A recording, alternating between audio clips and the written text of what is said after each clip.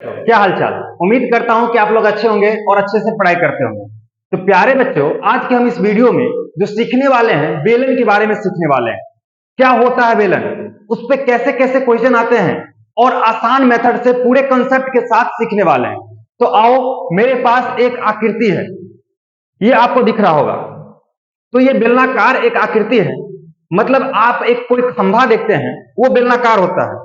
तो इस बेलनाकार के बारे में हम अब थोड़ा समझ लेते हैं। तो देखो, इसमें एक ऊपर वाला सतह है और एक नीचे वाला सतह है। अगर इसको गौर से देखिएगा तो ये वृत्ताकार सतह है ना। तो इसमें बेलन में क्या होते हैं, दो वृत्ताकार सतह होते हैं और एक जो है इसको वक्र पृष्ठ कहते हैं, इसको वक्र कहते हैं, वक्र। तो तीन सतह होते हैं बेलन में, एक ऊपरी वाला भाग, एक नीचे वाला भाग। इसको बीच वाले भाग को क्या बोलते हैं, इस वाले भाग को क्या बोलते हैं, इस वाले भाग को बोलते हैं वक्र सतह। और ये वृत्त है तो वृत्त है तो वृत्त का त्रिज्या भी होगा और सारे चीज वृत्त का भी कंसेप्ट लगेगा। और ये बेलन का क्या हो गया, ऊंचाई हो गया। आओ इसको विशेष रूप से हम यहां सीखते हैं। तो हमने अभी क्या क्या समझा है। तो देखो, बेलन जो क्षेत्रमिति का ही पाठ है। तो बेलन ये कुछ रहा, ये 3D फिगर है।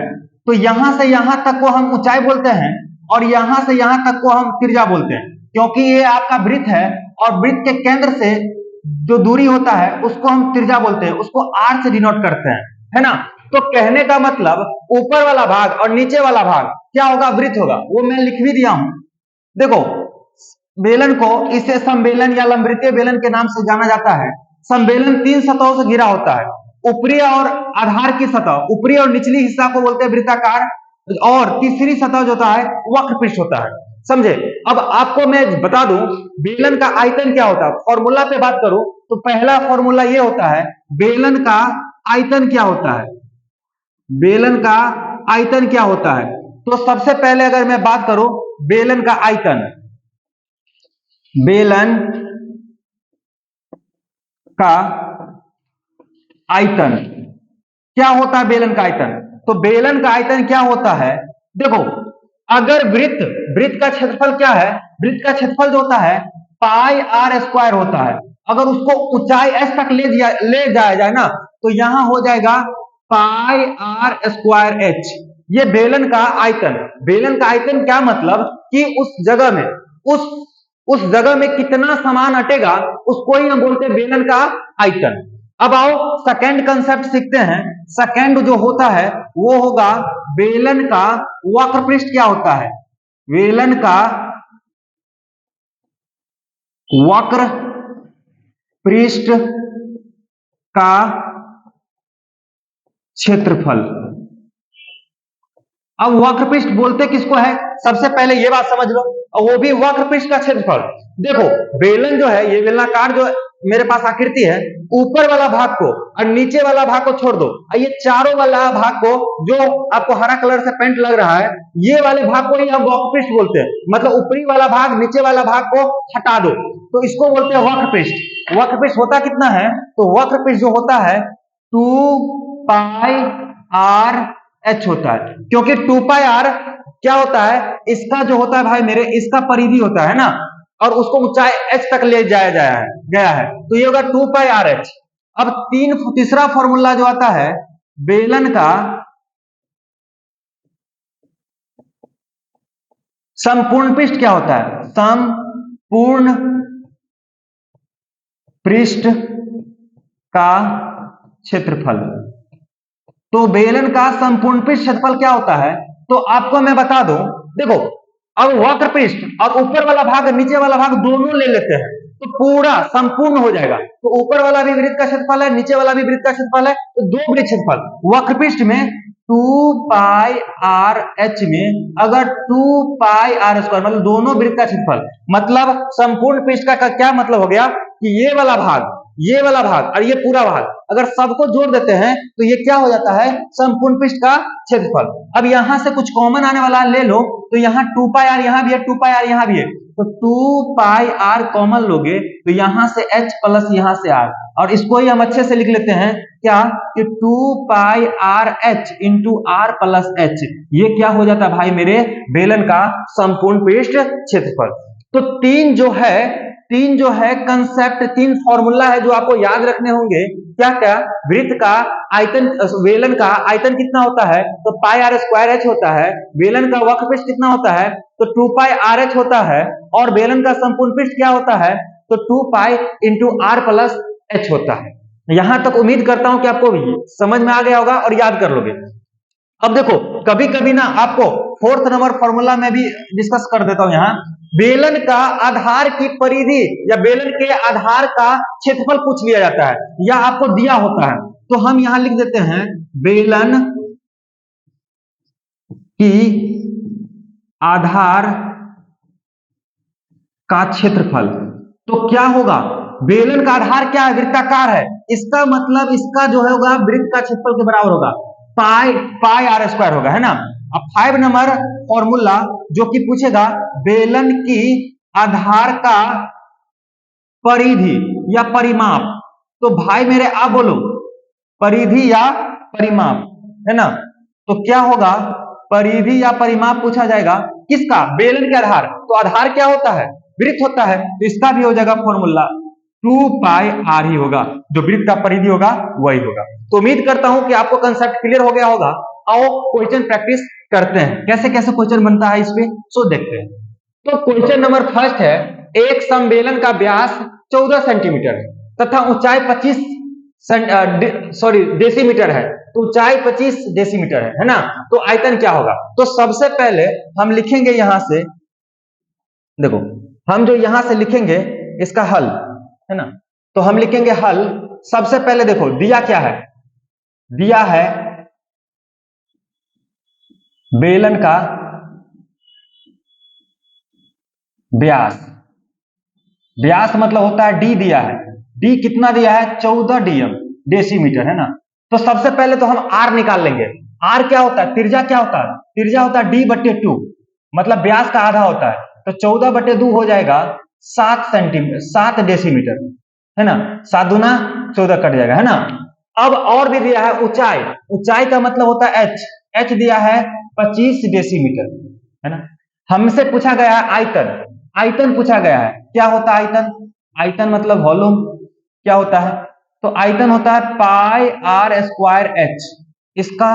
अब देखो क्षेत्रमिति जब भी पढ़ रहे होते हैं उसमें कैलकुलेशन, कंसेप्ट के साथ कैलकुलेशन भी इंपोर्टेंट होता है। तो हम यहां लिखेंगे 22 बटे 7 आर स्क्वायर, मतलब आर कितना बार है? 2 बार।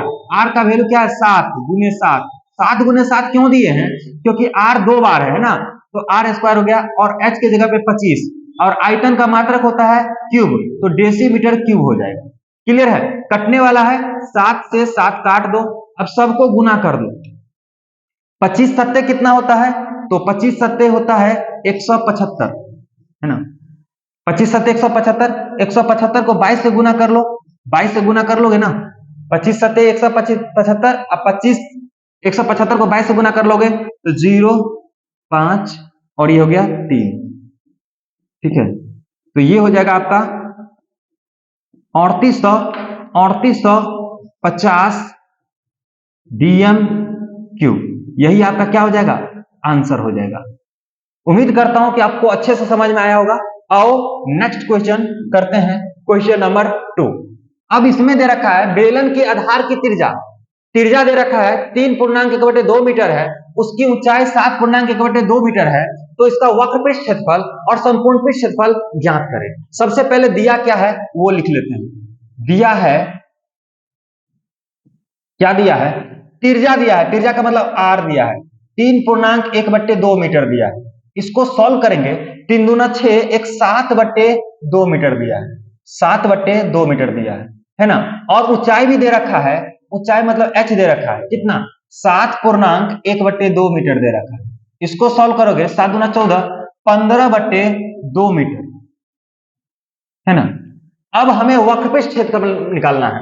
वक्रपृष्ठ का क्षेत्रफल, तो वक्रपृष्ठ का क्षेत्रफल क्या होता है? वक्र पृष्ठ का क्षेत्रफल तो आपको पता है 2 पाई आर एच होता है ना। तो 2 पाई आर, तो 2 पाई का वैल्यू क्या रखेंगे? 22/7। आर का वैल्यू क्या है? तो आर का वैल्यू 7/2 है। और h का वैल्यू क्या है 15/2 और इसका मात्रक होगा मीटर है तो मीटर स्क्वायर, क्षेत्रफल का मात्रक होता है मीटर स्क्वायर, ये भी आप याद रखोगे।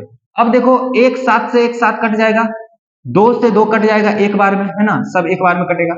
अब बचा क्या, दो से 11 दूना 22 कट जाएगा और 11 15 को गुना करोगे तो 15 15 क्या हो जाएगा 165 आ जाएगा, तो हो जाएगा 165 मीटर स्क्वायर, यही आपका क्या हो जाएगा आंसर हो जाएगा।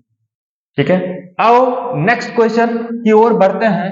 क्वेश्चन नंबर 3, एक बेलन का व्यास 28 सेंटीमीटर है और उसका ऊंचाई 20 सेंटीमीटर है, तो वक्रपृष्ठ और आयतन ज्ञात करें। बहुत आसान है, तो फिर से लिखेंगे, दिया है, क्या दिया है, दिया है व्यास, मतलब डी का वैल्यू दे रखा है 28 सेंटीमीटर और डी से हम लोग आर निकाल सकते हैं।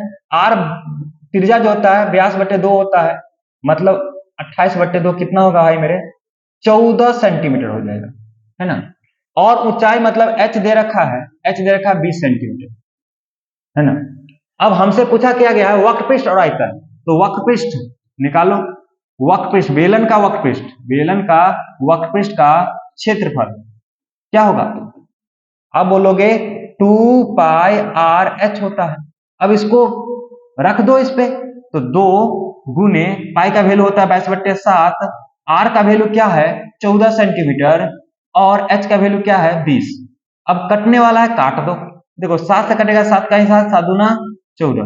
अब सबको गुना कर लो और ये क्या आ जाएगा सेंटीमीटर स्क्वायर में आ जाएगा, है ना। अब सबको गुना करो, 2 को 2 से गुना करोगे 4 और 4 को 2 से गुना करोगे 8, 8 को 22 से गुना करोगे, 8 को 22 से गुना करोगे, 8 दूना 16, 8 दूना 16 17, 1760 सेंटीमीटर स्क्वायर इसका आंसर आ जाएगा। लेकिन दूसरा भी क्वेश्चन इसमें आयतन भी निकालना है, तो लिखो आयतन क्या होता है, तो आयतन इज इक्वल टू होता है पाई आर स्क्वायर एच, है ना। तो पाई का वैल्यू रखोगे 22/7, आर का वैल्यू क्या है, तो आर का वैल्यू है 14, तो 2 बार 14 लिखेंगे, 14 गुने 14, है ना। और एच का वैल्यू क्या है 20 और ये होगा आपका सेंटीमीटर क्यूब, क्योंकि आयतन है। अब यहां से काटो, 7 का 7, 7 दूना 14 और सबको गुना कर लो, है ना। कैलकुलेशन बहुत इंपॉर्टेंट है, क्षेत्रमिति जब पढ़ रहे हो तो कैलकुलेशन करना बहुत इंपॉर्टेंट है। तो गुना करो, 22 दूना 44, 44 दूना 28, 44 दूना 88 और 14, हाँ ठीक है, ये 4 88 और 14 और 8 80, मतलब देखो 22 दूना 44, 44 दूना 88, 88 और 14 को गुना कर दो, 88 और 14 को गुना कर दो, तो 14 8 क्या होता है 8 चौक 32, 3 112, फिर 112, तो ये हो गया आपका कितना, ये आपका हो गया 1232, 1 0 यहाँ भी है, तो यहाँ होगा 12,320 सेंटीमीटर क्यूब, यही आपका क्या हो जाएगा आंसर हो जाएगा। ठीक है, क्लियर है। आओ नेक्स्ट क्वेश्चन की ओर बढ़ते हैं, क्योंकि जब क्षेत्रमिति कर रहे होते हैं तो इसका कंसेप्ट भी और कैलकुलेशन भी इंपॉर्टेंट होता है ना। अब मैं दोनों चीज करवा रहा हूं, कंसेप्ट के साथ साथ क्वेश्चन भी करवा रहा हूं, कैलकुलेशन भी करवा रहा हूं, है ना। अब आ जाओ, संबेलन के आधार की त्रिज्या दे रखा है, आधार की त्रिज्या मतलब वृत्त की त्रिज्या मतलब आर दे रखा है, दिया क्या है भाई मेरे, ये इंपोर्टेंट है, दिया क्या है, दिया है आर बराबर कितना 3.5 सेंटीमीटर, है ना। इसका वक्रपृष्ठ कितना दिया है, वक्रपृष्ठ भी दिया गया है, वक्रपृष्ठ, वक्र पृष्ठ का क्षेत्रफल दिया गया है, कितना दिया गया है 1848 सेंटीमीटर स्क्वायर, है ना। तो हमें क्या निकालना है, इसकी ऊंचाई मालूम कीजिए, इसकी ऊंचाई मालूम कीजिए, मतलब त्रिज्या दिया है वक्रपृष्ठ का क्षेत्रफल, वक्रपृष्ठ का क्षेत्रफल होता क्या है, तो आपको अब याद आ रहा होगा, वक्रपृष्ठ होता 2 पाई आर एच, मतलब 2 पाई आर एच का वैल्यू दे रखा है 1848 सेंटीमीटर। क्लियर है। अब देखो क्या करेंगे, अब 2 इंटू पाई का वैल्यू होगा 22/7 और आर का वैल्यू कितना है 3.5 गुने एच के जगह पे एच बराबर 1848। इस साइड कुछ कटने वाला है, काट दो, कटने वाला है, देखो इस पॉइंट को उड़ाएंगे तो नीचे में क्या आ जाएगा 10 आ जाएगा, है ना। अब कटने वाला काट दो, 7 से 7 का 7, 7 5 35, 5 से काटोगे 5 दूना 10, 2 से काट देंगे 2 से 2 को, तो इधर क्या बचा, तो इधर बचा 22 गुने एच, इधर जो बचा 22 गुने एच, और इधर बचा 1848, है ना। अब हमें तो h चाहिए, तो हमें h बराबर क्या करेंगे 1848, और नीचे में आपका क्या आ जाएगा, गुना में है तो 22 नीचे में चला जाएगा। ठीक है, अब बच्चों काटने में आपको दिक्कत होगा तो सबसे पहले 2 ही से काट लो। 11 गुना 22, 2 से काटो, 9 दूना 18, 2 दूना 4 और 4 दूना 8। अब 11 से डायरेक्ट कट जाएगा, देखो 11 का 11, 11 अट्ठे 88, बचेगा 4, 11 चौक 44, मतलब h का वैल्यू क्या आ गया 84, क्या आ गया सेंटीमीटर। समझे, इतने आसानी से आप लोग को क्या करना है, कैलकुलेशन करना है और आसानी से आपका आंसर आ जाएगा। ठीक है, आओ नेक्स्ट क्वेश्चन करते हैं। बढ़िया प्रैक्टिस करवाने वाले हैं हम क्वेश्चन का। तो ये 5 नंबर क्वेश्चन है। एक लंबवृत्तीय बेलन के आधार की परिमिति, मतलब आधार की परिमाप दे रखा है 132 तथा उसकी ऊंचाई दे रखा है 25 सेंटीमीटर, तो बेलन का आयतन। अब समझो इस क्वेश्चन को, समझो क्या दे रखा है। बच्चे लोग यहां आकर कंफ्यूज कर देते हैं, तो हम लिखते हैं हल। और दिया क्या है, सबसे पहले ये देखो दिया है, क्या क्या दिया है, बेलन के आधार की परिमिति दिया है, मतलब और क्या दिया, ऊंचाई दे रखा है। तो h बराबर दे रखा है कितना 25 सेंटीमीटर दे रखा है, दे रखा है। और आधार की परिमिति, आधार मतलब क्या होता है, वृत्त, वृत्त की परिमिति मतलब दे रखा है 2 पाई r का वैल्यू दे रखा है कितना 132। यही देखकर बच्चे लोग डर जाते हैं, यही नहीं डरना है ना। अब इसको सॉल्व करके हम r का वैल्यू नहीं निकाल सकते क्या, जब r निकल जाएगा तो आयतन निकाल लेंगे, है ना। तो 2 गुने पाई का वैल्यू होता है 22/7 गुने r बराबर 132, है ना। अब देखो यहां क्या होगा, r का वैल्यू जैसे ही निकालोगे तो 132, ये नीचा में है तो गुना में चल जाएगा 7 और नीचे में आ जाएगा 2 गुने 22, है ना। अब काट दो, 2 से काटोगे 6 दूना 12, 6 दूना 12। अब देखो 22 से काटोगे, 22 से का 22, 22 तिया 66, मतलब r का वैल्यू क्या हो गया 7 तिया 21 सेंटीमीटर, है ना। अब h का वैल्यू पता है, r का वैल्यू पता है, क्या आयतन नहीं निकाल सकते, क्या आयतन नहीं निकाल सकते, तो आराम से निकाल सकते हैं। आयतन इज इक्वल टू होता है पाई r स्क्वायर h, पाई का वैल्यू 22/7, r का वैल्यू क्या है 21, तो 21 गुने 21 2 बार होगा 21, और गुने h का वैल्यू कितना है भाई मेरे 25, और सारे का मात्रक होगा सेंटीमीटर क्यूब, है ना। अब 7 से काटोगे, 7 का 7, 7 तिया 21। अब सबको गुना करो, गुना करना बहुत इंपॉर्टेंट होता है, इसीलिए गुना आराम से करो। 21 तिया 63, 63 के गुना करोगे 25 से, है ना, फिर 22 से भी गुना करना पड़ेगा। तो 63 को गुना करो 25 से, तो 5 तिया 15, 1 6 5 30, 315, 63 दूना होगा 6 और 112, है ना। तो यहां से करके लाए हैं 5 7, और ये होगा आपका 5 1 1575। फिर से 22 से गुना भी करना, अभी 22 से गुना करोगे तो करो 5 दूना 10, 7 दूना 14, 1 15, और 5 दूना 10 1 11, 1 2 1 3, 3150, 3150, है ना। तो ये गुना करके लाए हैं कुछ इस प्रकार 34,650 सेंटीमीटर क्यूब, ये आपका क्या हो गया आंसर। ठीक है, आओ क्वेश्चन नंबर 6 करते हैं। क्वेश्चन नंबर 6 है, यदि किसी लंबवृत्तीय बेलन के आधार का क्षेत्रफल, अब समझो बेलन के आधार का क्षेत्रफल दे रखा है, बेलन जो है, ये कुछ बेलन जो है इसके आधार का क्षेत्रफल, आधार का क्षेत्रफल क्या होता है पाई r स्क्वायर होता है, वही कितना दे रखा है 38.5 सेंटीमीटर स्क्वायर दे रखा है, और ऊंचाई दे रखा है 84, तो इसका वक्रपृष्ठ क्षेत्रफल क्या है निकालो। तो देखो दिया क्या है, हम लिख लेते हैं। दिया है, क्या दिया है भाई मेरे, दिया है पाई r स्क्वायर दे रखा कितना 38.5 सेंटीमीटर, है ना। और क्या दिया है, ऊंचाई दे रखा है, ऊंचाई दे रखा है, h का वैल्यू दे रखा है 84 सेंटीमीटर। हमें वक्रपृष्ठ चाहिए, तो वक्रपृष्ठ चाहिए, तो वक्रपृष्ठ होता क्या है 2 पाई r h चाहिए, है ना। तो हमें तो r भी चाहिए, h तो दे रखा है, तो हम सबसे पहले इसको सॉल्व कर लेंगे।